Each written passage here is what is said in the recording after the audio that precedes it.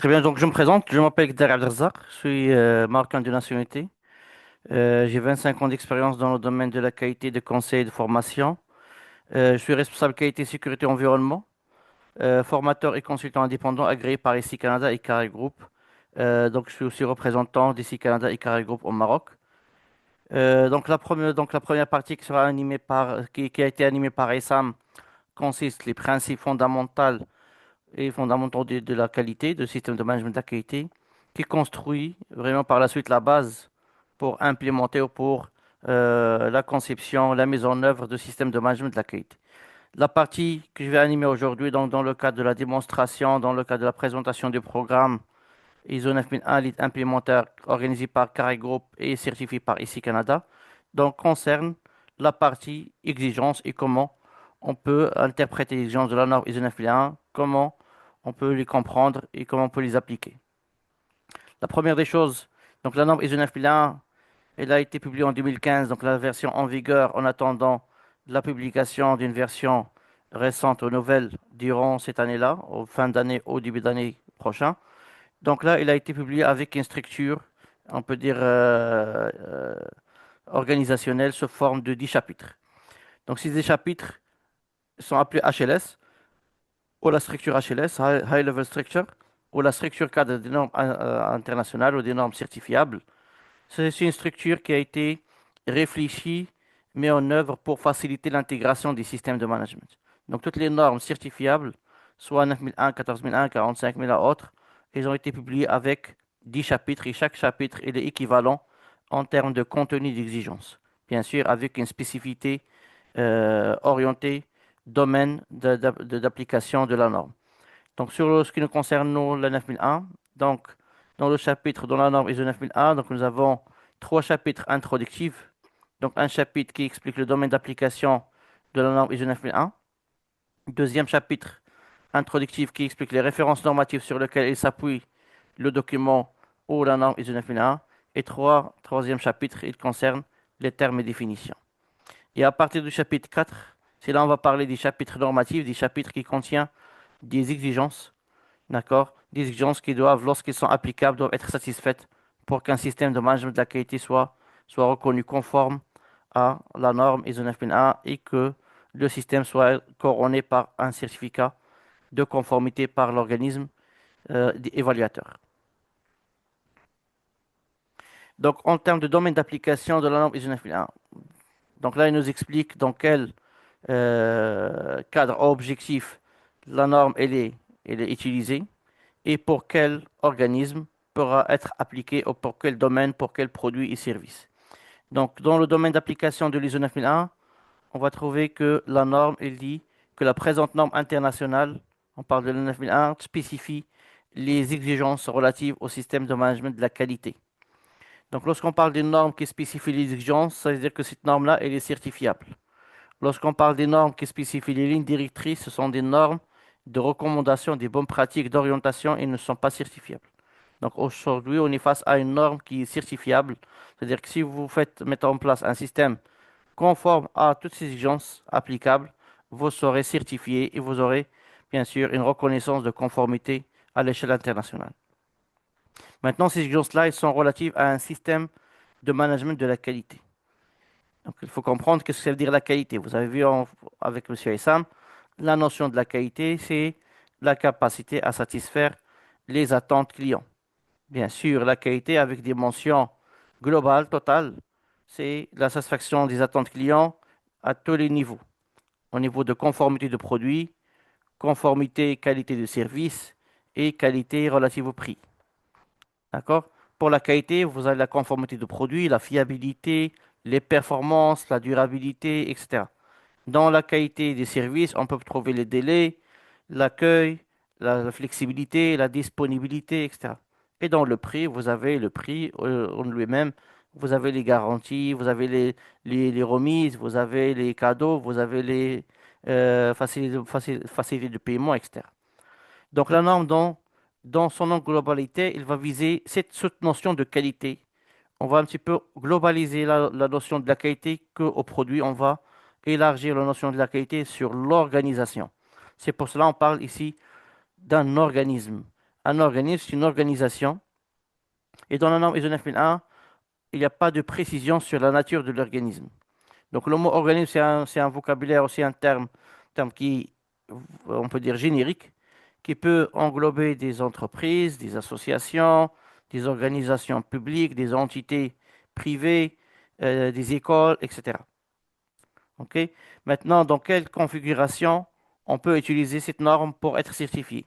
La norme, il vous dit, lorsque l'organisme doit démontrer son aptitude à fournir constamment des produits et services conformes aux exigences des clients et aux exigences légales et réglementaires applicables. C'est une entreprise, c'est un organisme. Elle est dans la nécessité de démontrer, c'est-à-dire de prouver, de justifier, de présenter sa capacité à garantir des produits et services conformes aux exigences de ses clients et que ces produits soient conformes aussi aux exigences légales et réglementaires. Donc, il peut suivre la norme ISO 9001 pour démontrer ça. Lorsqu'aussi un organisme vise à accroître la satisfaction de ses clients par l'application efficace du système. Donc là, on a séparé ça parce que la norme ISO 9001 ne s'oriente pas que pour les organismes à but lucratif où ils ont des clients. Donc la notion A, elle est globale. Donc pour tout organisme qui vise à fournir constamment des produits, soit matériels, etc., ou des services, des prestations intellectuelles, ou des prestations ou des services immatériels, donc il peut utiliser la norme ISO 9001. Dans ce cas, par exemple, si je prends association euh, sociale, par exemple, pour aider les jeunes à développer l'esprit entrepreneuriat, par exemple. Les jeunes entrepreneurs, ce n'est pas des clients, d'accord, mais ce sont des bénéficiaires. Moi, en tant qu'association, je vais mettre en place un système de management de la qualité pour améliorer la qualité de mes services, d'accord? Bien orienté, bien expliqué, bien fournir des outils, bien fournir des liens, des orientations, des conseils, etc. Pour que mon service soit de juger de la bonne qualité. Si on me compare avec d'autres associations, ce sera mon association qui obtiendra le trophée, par exemple, de la bonne qualité. Ou bien sûr, c'est des organismes qui visent des clients. Et c'est là, on va mettre en place un système de management de la qualité pour améliorer leur satisfaction, bien sûr, en cohérence avec ce que vous avez vu avec M. Essam dans la première partie de cette séance.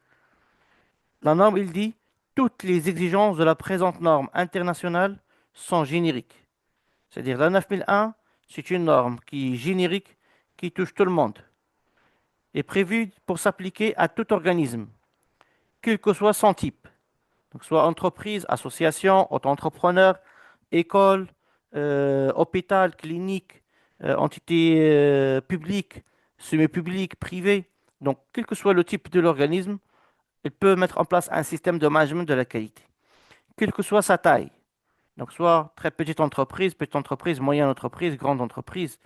Donc, ça n'a pas on peut dire, c'est pas un critère pour la mise en place d'un système de management de la qualité. Tout le monde pourra mettre en place le système de management de la qualité. Et aussi, quels que soient les produits ou les services. Parfois, on peut parler de produits agroalimentaires ou de marché agroalimentaire. On va dire, ah, mais il y a les E20 2000 qui est déjà une norme qui cadre ce domaine. Oui, mais la 9001 aussi, elle est applicable dans ce domaine. On peut, par exemple, si on n'a pas le moyen ou si on n'a pas les compétences, si on n'a pas les ressources pour mettre en place la norme ISO 22000, d'accord, on va mettre l'ISO 9001. On va comprendre pourquoi, parce que la ISO 9001, c'est une norme globale qui vise à améliorer les performances de l'organisme. Peut-être les E20 2000, c'est une norme pour l'agroalimentaire, c'est une norme qui vise la sécurité du denrée alimentaire, c'est-à-dire le produit. Il se concentre sur la qualité du produit. Et bien sûr, avant, sur la préparation des process. Sur le 9001, il peut aller au-delà de ça. Elle est globale, elle englobe la gestion et le management aussi dans le système de management qualité. La direction, la qualité, comment la direction gère ses activités. Le commercial, comment elle traite ses clients, etc. Chose qu'on ne va pas trouver, par exemple, dans les normes sectorielles comme la 22000, par exemple. Il y a d'autres normes aussi qui sont sectorielles, comme l'automobile, aéronautique, etc. Et il existe des exigences spécifiques, mais la base de ces normes, c'est la 9001. Donc, du coup, la 9001, c'est la norme qui est le plus utilisée, le plus exploitée et le plus certifiée dans le monde. Et tout le monde peut commencer d'abord par la 9001 pour instaurer une culture de performance et après aller se spécifier pour des certifications, des normes, ce qu'on appelle des normes de conformité. Voilà. Est-ce que vous avez des questions à ce stade?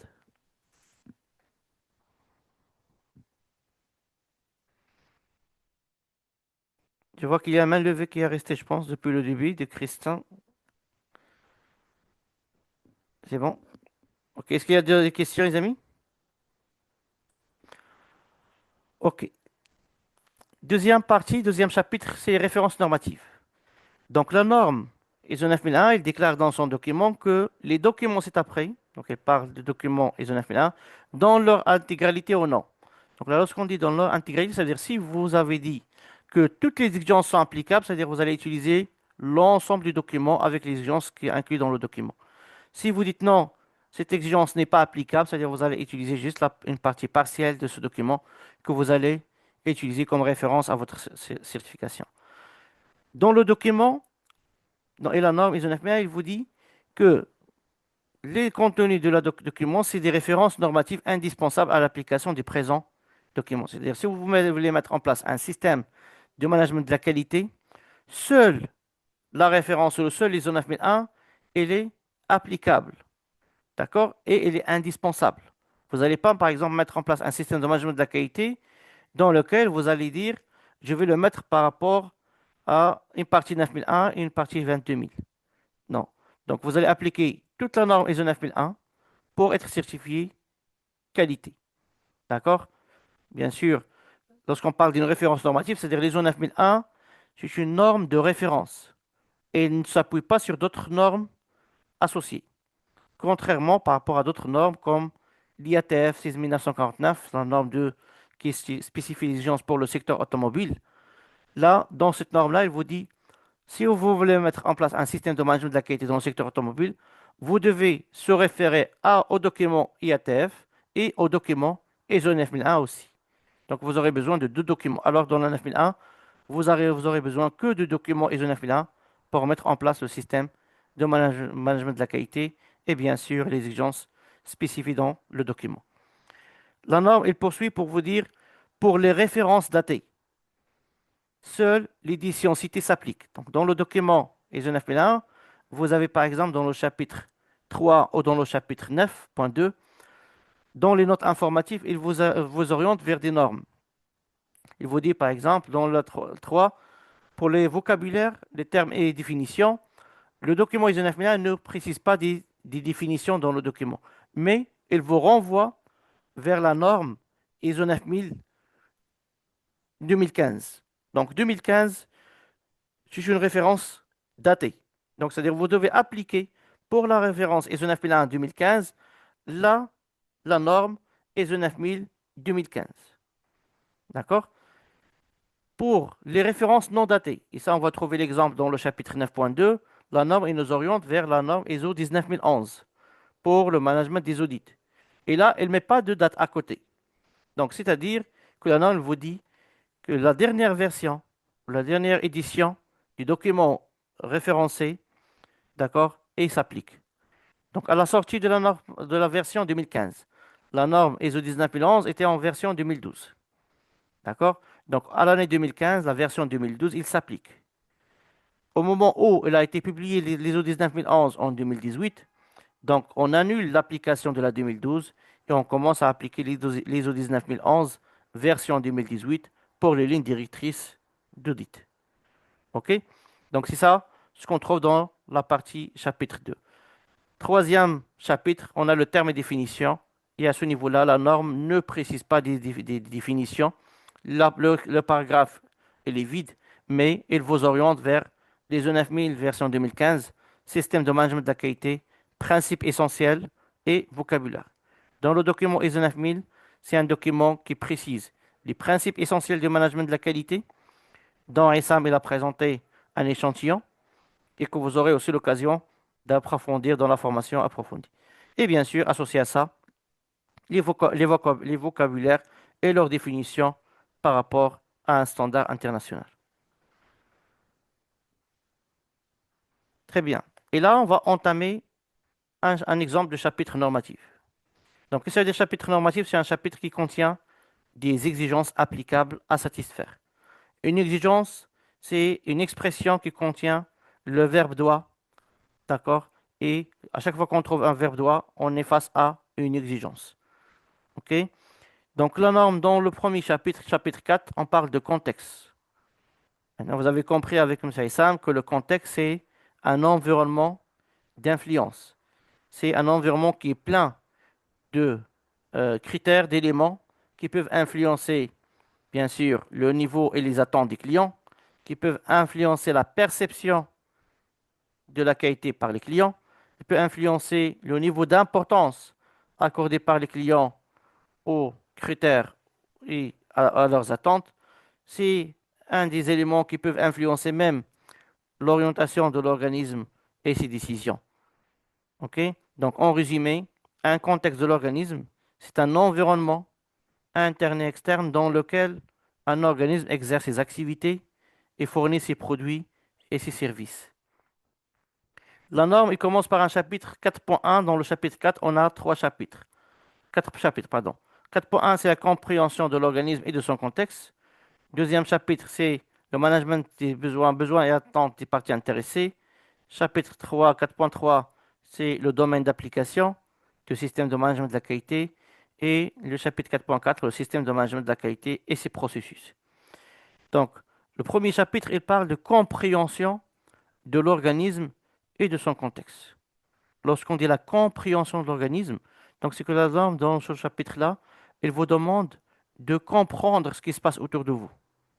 D'accord? Pourquoi les comprendre? Parce que vous allez savoir par la suite que la compréhension de ce qui se passe autour de vous influence vos choix, vos décisions et vos actions. D'accord? Si je sais que mon environnement est promoteur et je comprends que mon environnement et mon marché est promoteur, bien sûr, je vais décider d'investir davantage. Si je comprends que j'ai face à des concurrents agressifs, je vais me méfier, je vais me sécuriser. Si je suis face à des clients demandeurs, donc je vais me préparer à répondre à leurs demandes. Si je comprends que mes fournisseurs sont défaillants, je me prépare à trouver d'autres fournisseurs. Donc, si vous comprenez ce qui se passe autour de vous, vous serez capable d'agir en conséquence d'une manière anticipée et efficace.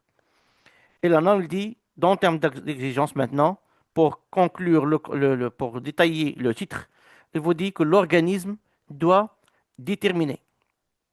Maintenant, pour comprendre comment la norme elle a été réalisée, ça va vous permettre aussi de comprendre comment vous allez l'interpréter. Lorsqu'on rédige un texte de la norme, la première des choses qu'on va faire, c'est le choix des mots et des vocabulaires. D'accord? L'organisme, c'est un mot générique. Pour trouver que le mot organisme, c'est-à-dire que le comité de rédaction de normes, ils ont mis en face plusieurs alternatives et plusieurs synonymes pour trouver et pour sélectionner et pour choisir le meilleur, le plus générique possible. Peut-être ils ont trouvé l'entité, l'établissement, l'entreprise, l'organisation. Mais au final, ils ont adopté le mot organisme. De même pour les verbes d'action. La norme il dit l'organisme doit déterminer. C'est-à-dire que aussi pour trouver le mot, et c'est pourquoi ils ont mis juste déterminer, ils n'ont pas mis autre verbe. Donc c'est-à-dire qu'ils ont étudié d'autres verbes comme choisir, identifier, sélectionner, chercher, etc. Et ils ont choisi déterminer parce que c'est le mot le plus générique possible qui peut refléter le sens et le besoin en termes d'exigence. De même, nous, on va prendre ça au sens inverse.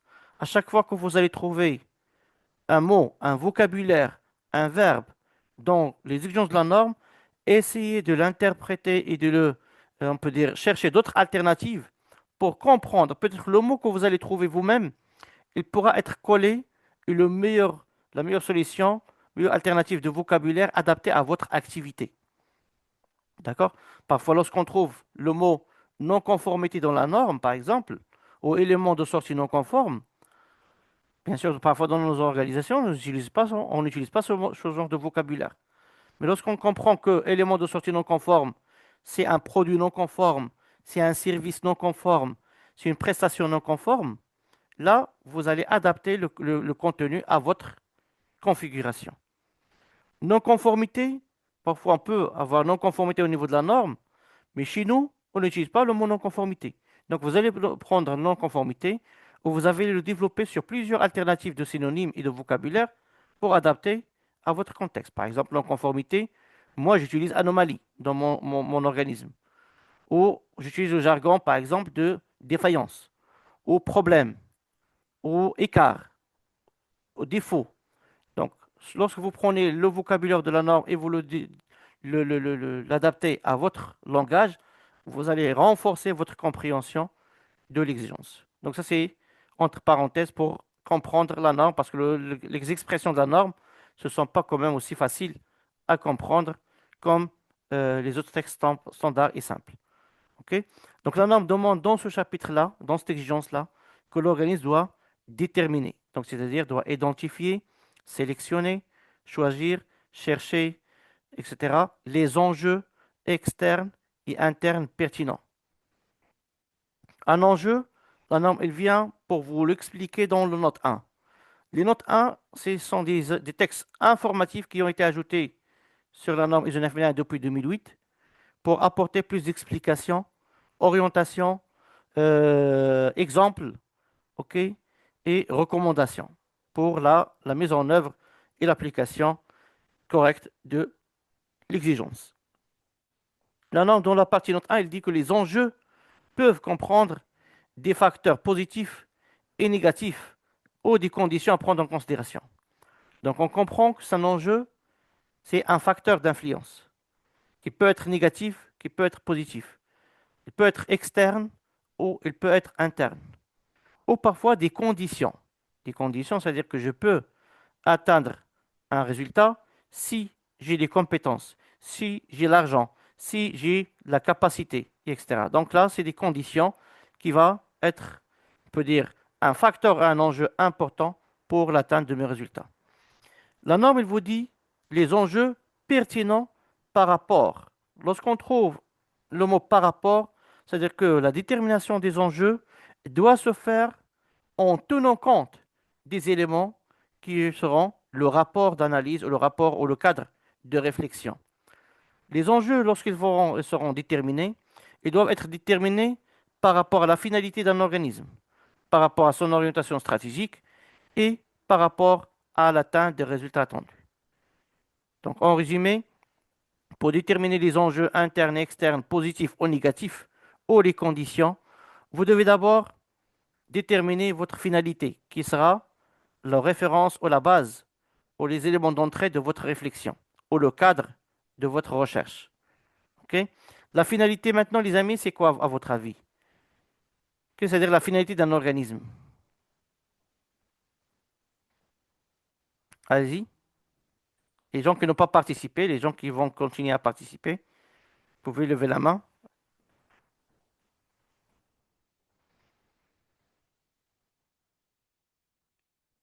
David, allez-y.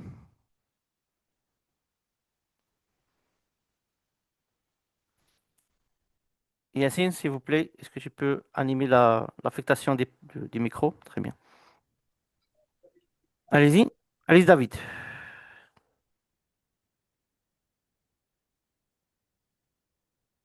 On ne vous écoute pas. Votre micro est ouvert, mais on ne vous écoute pas.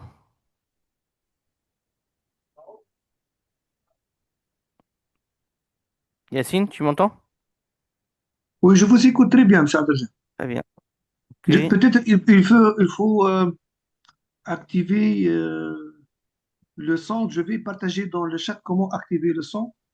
Là, il a activé le son, mais on ne l'écoute pas. Son micro est Et, actif.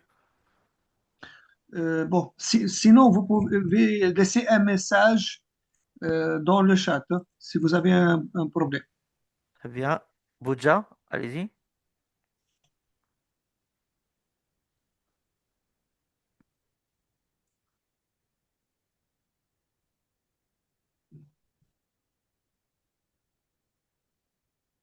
Activez le micro, Gboudja. Mhm. C'est bon maintenant.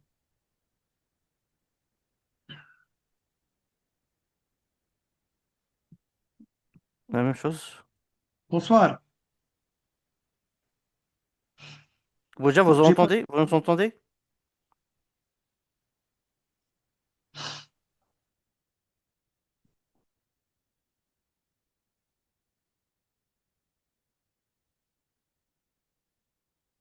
Ok.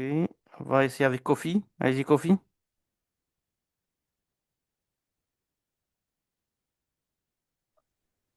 Pour moi, quand on parle de la finalité, on parle de but ou bien d'objectif atteint. Très bien. Donc, la finité d'un organisme, oui, effectivement, c'est un composé. D'accord? Un composé de trois éléments. Entre autres, c'est le but à atteindre, qui est la vision. Très bien.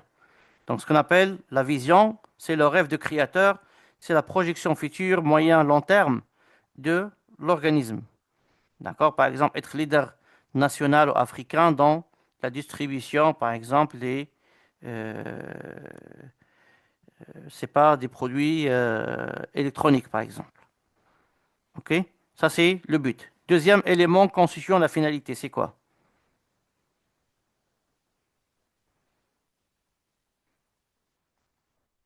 Tidiane, allez-y.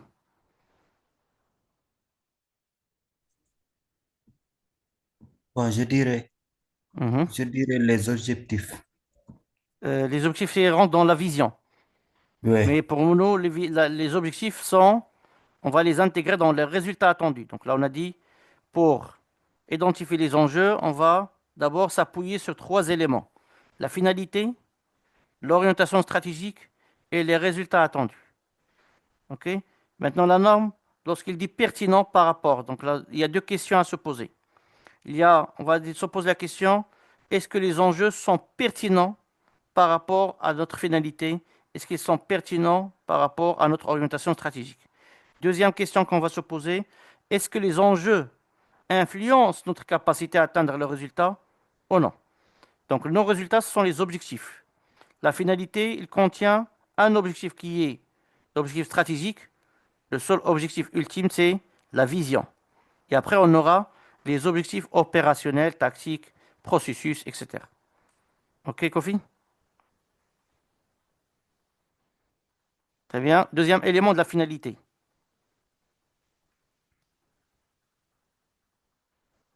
De quoi est constituée la finalité? Nihad, allez-y.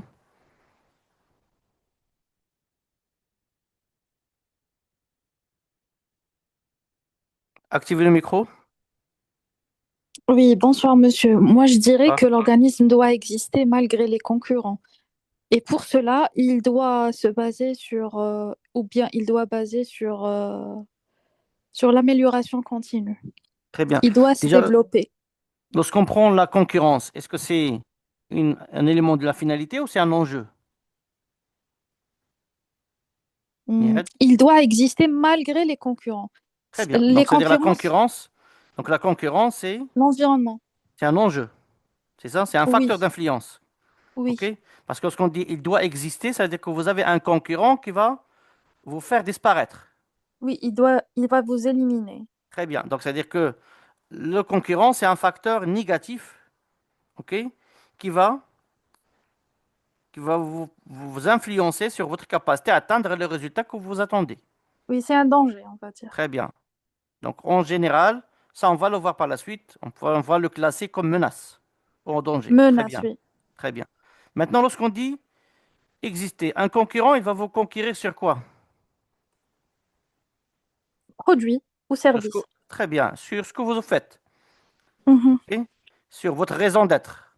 C'est ce qu'on Ouais, appelle, dans la finalité, la mission. Chaque organisme, il a une mission. Oui ou non? bien sûr. Chaque organisme, il a une raison d'être dans son marché. Ce qu'on appelle aussi sa valeur ajoutée. Ou on l'appelle aussi les domaines d'activité. OK? Vous D'accord. travaillez dans une entreprise, Nihed? Oui, oui. Très bien. Qu'est-ce que fait votre entreprise? Bon, actuellement, je suis chez Siemens, la signalisation ferroviaire. Elle a investi Très en bien. Algérie. Donc, Très on bien. fait la signalisation ferroviaire. Je suis Supplier Quality Officer. Très bien.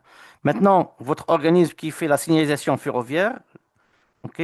Donc ça, c'est leur mission. Donc, ils proposent Oui, des activités. oui, D'accord? Donc, le domaine, c'est la signalisation, mais vous faites des activités bien particulières dans ce domaine. bien sûr. Par exemple, l'importation. Je ne sais pas si vous faites aussi la fabrication, si vous faites la sous-traitance, si vous faites l'installation. Est-ce que vous faites Oui, pas l'installation, mais par contre, vous faites que la partie maintenance? Vous voyez? on fait un peu Donc, de tout. très bien. Donc, c'est un peu de tout. Il faut qu'il soit bien documenté dans ce qu'on appelle la mission ou les domaines d'activité stratégiques.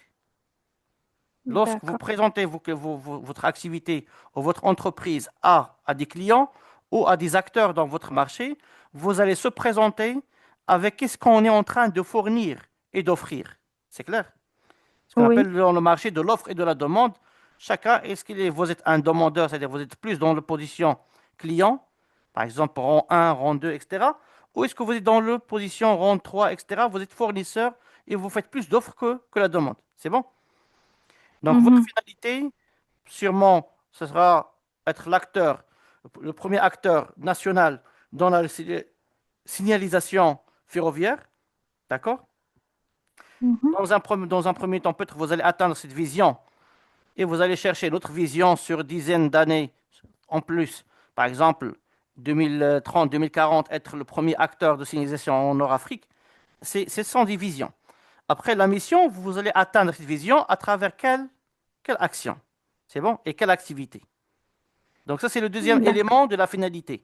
On a parlé de vision et mission. La mission, c'est la raison d'être ou les domaines d'activité stratégiques ou qu'est-ce que vous êtes en train d'apporter comme valeur ajoutée à vos clients. Très bien. D'accord. Merci Nihat. Bravo. Merci à vous. On va maintenant prendre Abonvik, c'est ça? Abonvik, pour voir le troisième élément constituant la finalité. Alors, pour moi, bonsoir à Bonsoir. tous.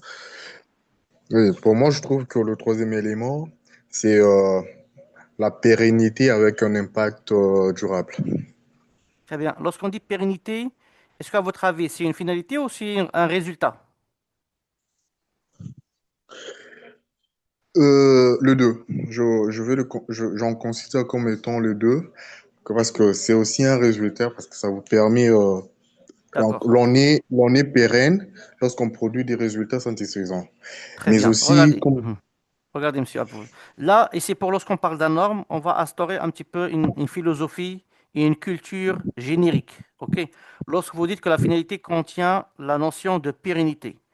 Et là, je vais vous dire, si je vais prouver qu'il y a des organismes qui n'ont pas cette pérennité dans la finalité, c'est-à-dire que votre réponse, elle n'est pas générique, elle est spécifique.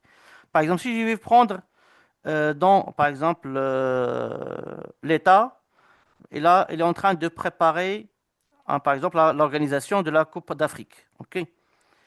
Et là, moi, en tant qu'actionnaire, je vais créer une entreprise, OK, pour ce projet-là.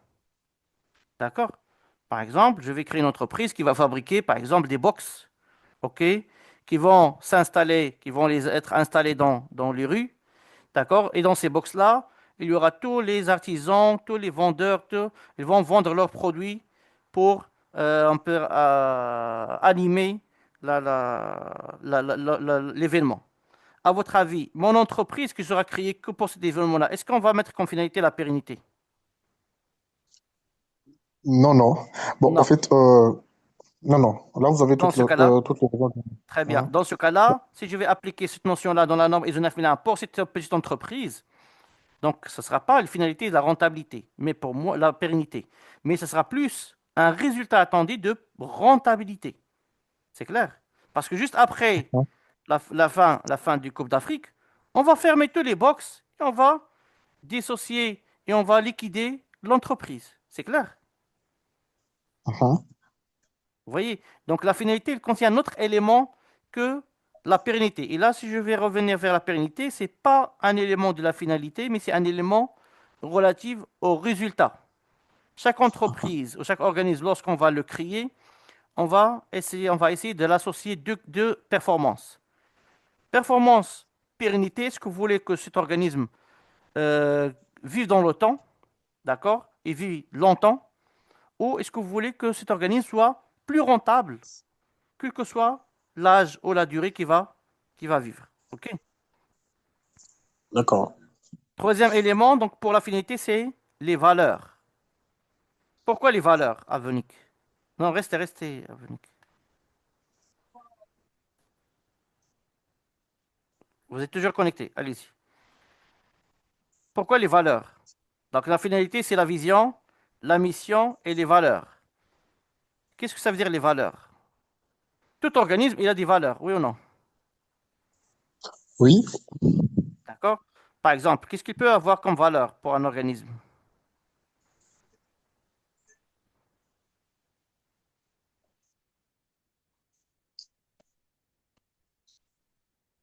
Le professionnalisme, l'intégrité, la transparence, c'est ça? L'engagement, Effectivement. la L'éthique, tolérance, l'éthique, très bien. OK. Ça peut être le partage, oui, la qualité, le effectivement. sacrifice. Il y a donc toutes ces valeurs-là. À votre avis, pourquoi on a besoin des valeurs pour notre finalité? Je pense que le valeur, c'est aussi un moyen pour fidéliser le client. Très Parce que, bien. Donc, c'est un moyen d'influencer la relation. C'est un moyen qui va garantir des relations entre autrui.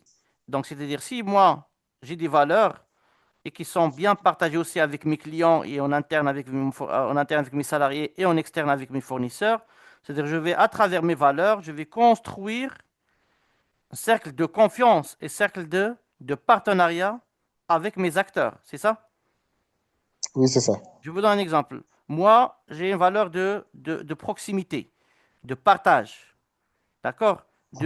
De disponibilité. Il y a des clients qui peuvent acheter chez moi des produits qui sont plus chers que le marché.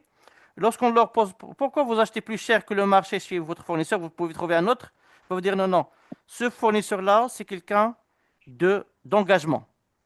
Il respecte les engagements, quelles que soient les circonstances. Il peut prendre l'avion, me ramener le produit, d'accord, peu importe le coût, mais le plus important pour lui, c'est l'engagement. Même aujourd'hui, je paie plus cher, mais réellement, je suis confiant et je suis satisfait de ça, de sa contribution. Mais ça, c'est pas question de qualité. Tout le monde vend la qualité, mais moi, je suis, on peut dire, confortable à travailler avec quelqu'un qui a des valeurs. C'est ça ou pas? Effectivement. Un salarié, par exemple, même s'il va trouver des salaires plus hauts ailleurs, peut-être elle va rester. On lui pose la question pourquoi? Il veut dire parce que je travaille avec un patron de parole. C'est quelqu'un de parole qui respecte ses engagements. C'est clair? Donc là, les valeurs, elles construisent les relations internes et externes pour l'organisme. Et c'est celui qui va créer la culture de l'entreprise. Très bien, merci à Vonique. Maintenant, la question qui va Merci. se poser à Charnel. Charnel, qu'est-ce que ça veut dire l'orientation stratégique? Parce que si on va comprendre ces éléments de référence, on sera capable d'identifier facilement les enjeux qui nous concernent et qui sont pertinents par rapport à ces éléments-là. Charnel, allez-y. Lorsqu'on parle d'orientation stratégique, qu'est-ce qu'on veut dire par ça? Bonsoir. Bonsoir. Oui, moi j'entends par orientation stratégique ici les différentes stratégies mises sur pied par l'entreprise pour atteindre ses objectifs Oui. ou bien pour atteindre sa finalité. Pour atteindre ça, Finalité. par exemple, si on va prendre des exemples, un exemple concret d'une orientation stratégique.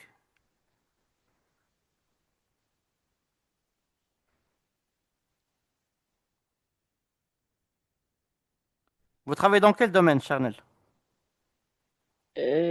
Bâtiment et travaux. Bâtiment et Bâtiment? travaux de... Oui. Très bien. Vous êtes un constructeur de bâtiments, vous êtes un bureau d'études, Qu'est-ce que vous faites exactement? Non, une entreprise de rénovation. De rénovation, très bien. OK, très bien. Maintenant, votre entreprise de rénovation, dans sa vision, c'est il veut être, par exemple, parmi les 10 premières entreprises dans le marché national dans ce genre d'activité. D'accord? Votre Oui. mission, c'est rénover, construire, proposer des améliorations, décoration interne et tout ça. Maintenant, quelle orientation stratégique cela vous permettra d'atteindre votre vision? Quelles sont les décisions, quelles sont les actions que vous avez décidé de faire pour atteindre votre vision? Par exemple, vous allez dire, est-ce que vous êtes présent, par exemple, c'est quoi votre niveau de couverture territoriale de votre pays? Est-ce que vous intervenez dans toutes les régions? Non. Très bien. Maintenant, si vous ne le faites pas, vous allez dire, pour être le leader national, ou parmi les 10 leaders nationaux, il faut on doit couvrir tout, ou au moins 80% ou 60% de territoire géographique. OK? Et notre orientation stratégique, par exemple, c'est de créer des entités dispatchées dans la région pour couvrir toute la région. Donc là, c'est une stratégie d'implantation. Parfois, on peut dire, je vais pas être leader, on va suivre une stratégie de diversification. C'est-à-dire, on va diversifier le produit. Aujourd'hui, on fait la rénovation, puis demain, on va faire la construction. Donc, on va diversifier nos offres pour gagner plus de clients, plus de marché. OK? Parfois, on va dire, votre orientation stratégique, c'est développer ou utiliser des nouvelles technologies. OK? Donc, si vos concurrents utilisent, par exemple, des technologies traditionnelles, classiques, manuelles, vous allez dire, non, on va se démarquer par rapport au marché par une stratégie technologique. On va suivre une révolution technologique. Ça, c'est une stratégie. C'est clair? Bien sûr, Oh, tout oui. cela, c'est toujours là dans le cadre d'atteindre notre vision, assurer nos missions et maintenir et entretenir nos valeurs. Par exemple, maintenir et entretenir nos valeurs qui sont relatives sociales, on va dire, on va suivre une stratégie sociale. D'accord? L'implication des personnels, garantir la relation éthique avec les salariés, établir des codes de conduite, de business code de conduite, par exemple avec nos fournisseurs, avec nos clients, etc., etc. C'est clair? Oui, c'est clair. Très bien. Merci. Hamoud, allez-y.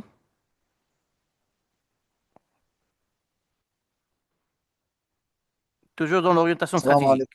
Wa alaykoum salam. Oui, salam alaikum wa rahmatullahi wa barakatuh. Ramadan Mubarak pour commencer. J'espère que vous allez bien. Merci Très pour bien. l'invitation. Avec plaisir. Bienvenue. D'accord. Moi, en fait, personnellement, moi, je travaille dans une agence gouvernementale Très bien. dénommée ANSSI, Agence nationale du système de l'information de l'État.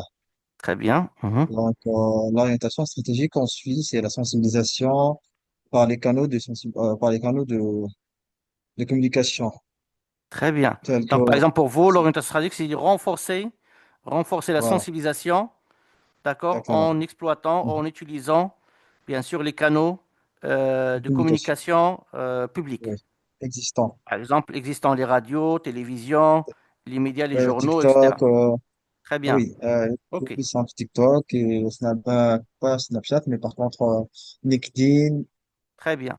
Par exemple, euh, dans ce cadre-là, il peut avoir aussi des sous-stratégies, c'est-à-dire, par exemple, élaborer des partenariats avec des influenceurs pour oui, les passer le influenceurs message et pour renforcer nationaux, la sensibilisation. Vous voyez? Très bien. exactement, oui, oui. Très bien. OK. Parfois aussi pour la Merci. partie sensibilisation, par orientation stratégique, c'est-à-dire, par exemple, renforcer les dispositifs Mhm. de contrôle et de surveillance. Par exemple, vous allez Oui, augmenter la fréquence des contrôles et des inspections dans les régions à risque. Par exemple, dans les zones industrielles, c'est ça? Dans les zones industrielles, dans bon, les zones qui dégagent plus de rejets liquides, etc., impactant l'environnement. C'est les grands chantiers, par exemple, construction de barrages, de routes, vous allez suivre les travaux, la gestion des déchets des travaux, et ainsi de suite. ouais, OK? ouais, d'accord. Très bien. Bravo. Charnel, Merci beaucoup. allez-y. Merci à vous. Charnel, c'est bon? Allez-y. Non, c'est bon, je n'ai C'est bon? pas de Très questions. bien. On va juste baisser la main. OK, on va continuer. Maintenant, lorsqu'on a compris que notre détermination des enjeux internes et externes, elle dépend de la finalité de l'orientation stratégique et qui doit aussi être identifié et déterminé sur la base de la capacité d'influence à notre capacité d'atteindre nos résultats attendus. Donc, on va utiliser un mode de questionnement simple et efficace pour déterminer les enjeux. D'abord, on va se poser la question, quels sont les enjeux externes et internes pertinents par rapport à notre vision, par rapport à notre mission, par rapport à notre valeur. Et là, on va se donner un cadre de réflexion. OK? Deuxième chose, la même chose, on va demander est-ce qu'il y a des enjeux internes et externes pertinents qui sont relatifs à notre orientation stratégique. Alors, vous allez parler, par exemple, on veut renforcer notre présence territoriale. Oui, mais quels sont les enjeux derrière? Parfois, il peut y avoir des enjeux légaux et réglementaires. D'accord? Il peut y avoir des enjeux de disponibilité de surface ou des enjeux relatifs à la concurrence. Parfois, il y a des régions qui sont dominées par des concurrents. OK? Ou il y a des contraintes géographiques ou des contraintes technologiques. OK? Et dernière dernier questionnement qu'on va faire, quels sont les enjeux qui peuvent nous influencer d'une manière positive à atteindre nos résultats, c'est-à-dire qui vont nous aider à atteindre nos résultats, ou les enjeux qui peuvent négatifs ou positifs négatifs qui peuvent nous influencer ou nous empêcher à atteindre nos résultats. La norme, pour vous aider à le faire, il va vous orienter dans la note 2 et la note 3. Il vous dit, donc, la compréhension du contexte externe peut être facilitée par la prise en compte des enjeux découlant de l'environnement juridique. C'est-à-dire, parmi les enjeux que vous allez déterminer, il y aura sûrement des enjeux du cadre juridique. Évolution de la loi, décisions politiques, politique gouvernementale, etc. Ou des enjeux qui découlent de l'aspect ou de l'environnement technologique. Par exemple, une nouvelle technologie, obsolescence d'une technologie, parc industriel, nouvelles machines, etc. Concurrentiel. Un enjeu concurrentiel, est-ce que vous avez des concurrents, on peut dire agressifs, accrus, ou vous avez de la concurrence, on peut dire légère, etc. Des aspects d'environnement commercial, la demande des marchés, la demande du client, l'évolution des produits, l'évolution de la consommation, des enjeux culturels. Parfois, vous pouvez proposer des produits, par exemple, dans une région où leur culture ne consomme pas ce genre de produits. Ou, par exemple, si je veux, par exemple, moi je suis McDonald's, je veux ouvrir des agences ou des restaurants dans des régions, et cette région-là, ils n'ont pas de culture fast-food, par exemple. Okay, donc, c'est-à-dire, même si vous allez ouvrir un restaurant là-bas, peut-être là, le niveau de vente sera très faible. Donc, vous, c'est ce qui vous a empêché et qui vous a influencé votre orientation stratégique, ce sera la culture de la région. Parfois aussi, on veut construire et on veut, par exemple, implanter une mine, d'accord, pour extraire, je sais pas, de métal, etc. Et la culture de la région sont des personnes, des communautés qui sont un petit peu agressifs et ils n'acceptent pas qu'un autrui ou qu'un intrus exploite leurs ressources. Même si la ressource elle appartient à l'État, mais c'est la communauté sociétale qui influence. D'accord? Et du coup, vous devez prendre en considération ce changement-là dans votre orientation et vos décisions. Par exemple, on va dire, on va recruter 80% de notre main-d'œuvre depuis cette société, cette communauté. Comme ça, on va les faire participer à ce travail, à ce projet. Donc, social. Donc, ce sera par exemple le taux d'évolution de la population, ce sera par exemple la répartition en femmes, la moyenne d'âge et tout ça. Les compétences économiques, taux d'inflation, taux de change, trésorerie, taux d'intérêt, quel que soit international, national, régional ou local. OK? Maintenant, pour l'interne, puisqu'on parle des enjeux internes, maintenant, il dit la compréhension du contexte interne peut être facilitée par la prise en compte des enjeux liés aux valeurs. Est-ce que vous avez des valeurs ou non? Parfois, dans l'absence des valeurs, c'est-à-dire que tout le monde peut faire quoi que ce soit. La culture interne, la culture qualité, la culture client, la culture sécurité, d'accord? Aux connaissances, lorsqu'on parle de connaissances, on parle de l'expertise. Une entreprise, par exemple, qui n'a pas assez d'expérience, c'est une entreprise qui n'a pas assez de connaissances. Et ça peut être soit un facteur positif, comme elle peut être un facteur négatif. Ou à la performance de l'organisme. Lorsqu'on parle performance, on parle de résultats que vous obtenez aujourd'hui en termes de rentabilité, de pérennité, de qualité, de délai, de nombre de clients, d'évolution du chiffre d'affaires, etc., etc.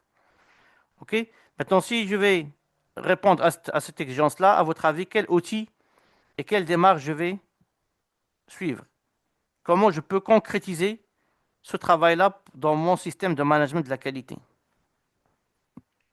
Quels sont les outils que vous connaissez qui peuvent être utilisés pour répondre à cette exigence?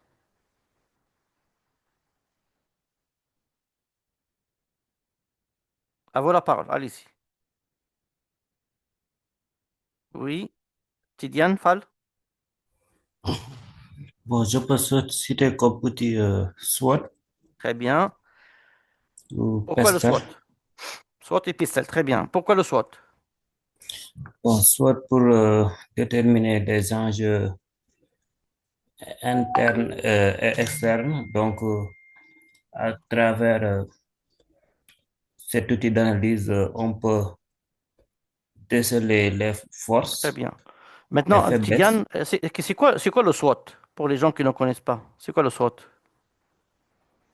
Le SWOT bon, est un, est un outil d'analyse. Mhm.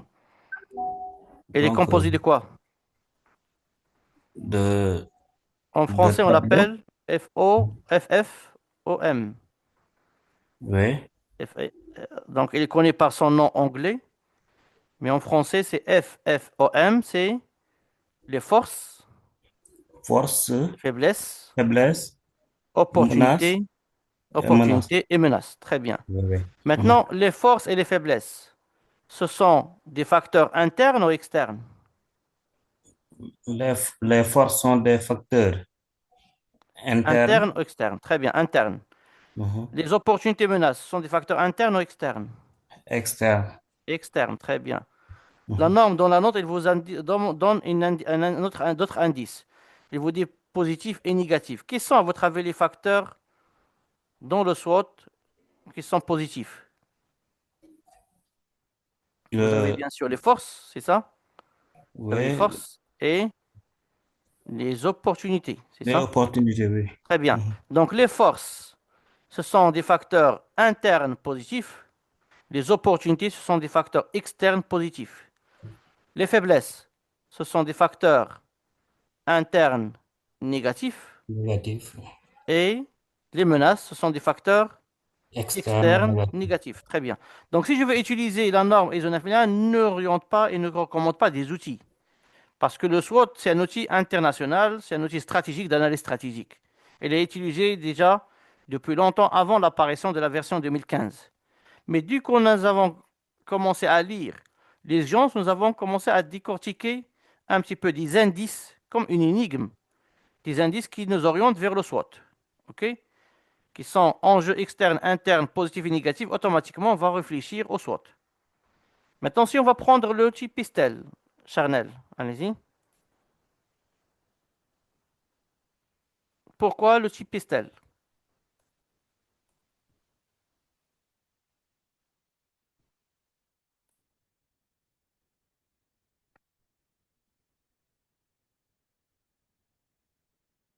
C'est quoi l'outil Pistel? Allô? Oui, Oui, l'outil Pestel ici nous permet de déterminer les enjeux externes, les enjeux externes, oui. C'est quoi l'outil Pistel nota- déjà? notamment les enjeux politiques, Politique, très bien. économiques, Économique, les enjeux sociaux, très bien. les enjeux technologiques, Technologique, et techniques, environnemental, oui. Technologique ou technique, euh, oui, écologiques ou environnementales et et légal. les enjeux Très bien. illégaux. Bravo. Donc déjà ici, si vous prenez la note 2, vous avez les indices qui nous orientent aussi vers le pistel. C'est-à-dire que la norme vous a dit, elle vous a donné quelques indices. Il vous dit, vous avez le SWOT à travers mes expressions enjeux externes et internes, positifs et négatifs. Et vous avez aussi quelques indices juridiques, par exemple. Juridiques, ce sont des environnements, on peut dire, c'est politiques, d'accord, Politique. et légal. OK? Donc, juridique, il augmente les aspects politiques et les aspects légaux. OK? Technologique. Donc, c'est technologique. Concurrentiel, c'est économique. économique, Ça. Commercial, c'est économique. Économique. Et vous avez l'aspect social. S, social. c'est culturel et social. C'est bon? Il va nous rester écologique. La norme, dans son amendement 1 2024, il a dit que l'organisme doit déterminer si des enjeux découlent des changements climatiques. Et là, on va parler des aspects et des enjeux en relation avec le climat, avec l'environnement et avec le changement qui influence l'organisme dans le domaine de la qualité.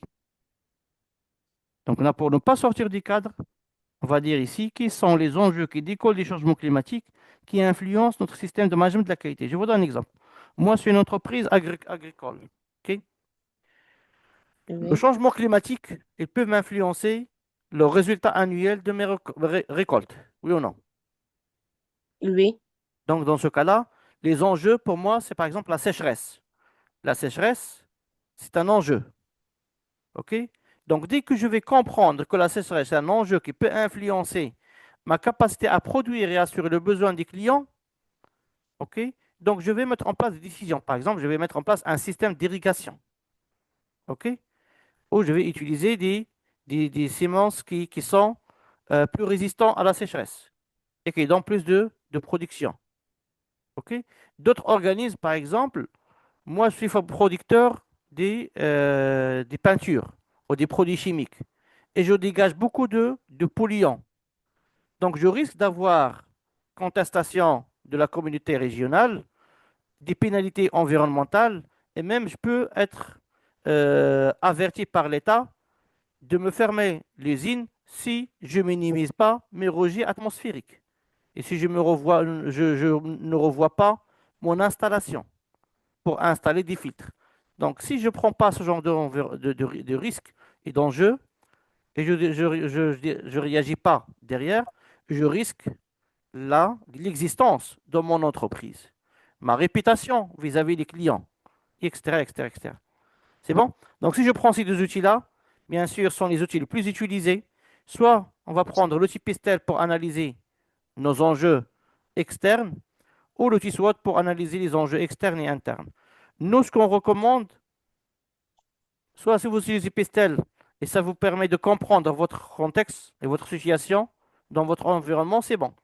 Si vous utilisez le SWOT et cela vous permet de comprendre votre situation dans votre environnement, c'est bon. Mais nous, on propose les deux à la fois. Vous allez prendre le Pistel et l'utiliser avec le SWOT. Par exemple, tout simplement, vous allez prendre le SWOT et vous allez intégrer des questionnements orientés Pistel à tous les niveaux. Par exemple, dans les forces, vous allez dire quelles sont mes forces dans le cadre politique. Par exemple, on va dire nous sommes alignés, par exemple, où nous avons été sélectionnés comme partenaire de l'État dans son plan stratégique. D'accord? Maroc vert, ou par exemple, excellence industrielle, ou l'électrification des régions rurales. OK? Quelles sont mes forces dans le cadre économique? Par exemple, j'ai une rentabilité confortable. J'ai une maîtrise de trésorerie. J'ai une capacité d'autofinancement intéressante. J'ai des prix compétitifs. D'accord? J'ai par exemple un part de marché important. Une reconnaissance, une autorité intéressante. Qui sont les forces dans le cadre social? Par exemple, on va citer que nous avons une population jeune et dynamique. Ou par exemple, nous avons une population expérimentée, des personnes compétentes. OK? Par exemple, on dispose, par exemple, des compétences, euh, on peut dire, exclusives dans un domaine. Dans le cadre technologique, on va parler de parc industriel, on va parler de technologie, on peut parler de digitalisation, on va parler de numérique. Dans le cadre environnemental, on peut parler aussi, par exemple, un hôtel, on va dire, nous sommes les seuls qui disposent d'une station de recyclage des eaux usées. Ou par exemple, environnemental, par exemple, une mine, par exemple, il est en train de régénérer les mines ou les chantiers en fin d'exploitation. OK? Ou par exemple, ils ont des plans de reproduction ou de développement environnemental. Bien sûr, tout ça dans le cadre de la qualité. Dans le cadre légal, par exemple, on peut dire nous sommes agréés. Nous sommes les seuls qui ont habilitation pour l'exécution de telle activité. OK? La même question va se poser au niveau des faiblesses, au niveau des opportunités et bien sûr au niveau des menaces. OK? Lorsqu'on structure notre analyse SWOT par le questionnement PISTEL, on est sûr d'abord on n'a rien oublié. D'accord? On est sûr que notre travail de réflexion et de recherche des éléments, elle est structuré et méthodique. D'accord? Et finalement, c'est notre travail et sera évalué comme efficace parce que nous n'avons pas travaillé d'une manière aléatoire et anarchique. C'est bon, les amis? Vous avez des questions?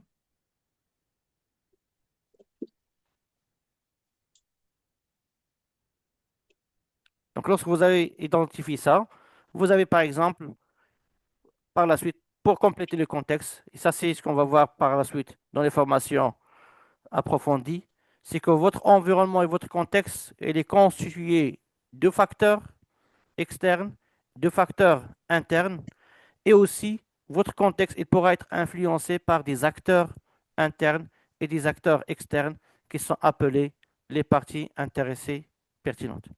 Donc, restez avec nous dans la troisième partie pour comprendre avec M. Issam le programme de formation.